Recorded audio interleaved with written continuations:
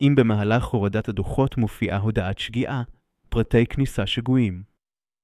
זה אומר שהמערכת לא הצליחה להתחבר לפורטל של היצרן, בגלל פרטי כניסה לא נכונים או לא מעודכנים. ראשית, נבדוק את שם המשתמש והסיסמה ישירות בפורטל היצרן. נלחץ על הקישור שמופיע בהסבר השגיאה כדי להגיע לפורטל היצרן. ליד שם היצרן נלחץ על 3 הנקודות, ונבחר עריכת פרטי התחברות. בעמוד שנפתח נלחץ על כפתור ארוך. נעתיק את שם המשתמש והסיסמה מהחלונית שתיפתח ונזים בפורטל היצרן ונלחץ על כניסה.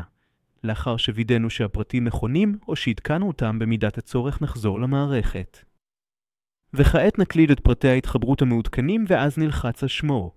נחזור לעמוד היצרן, נלחץ ננסה להוריד שוב, נשלים את התהליך הכללי להורדת הדוח ונבדוק אם ההורדה הושלמה בהצלחה.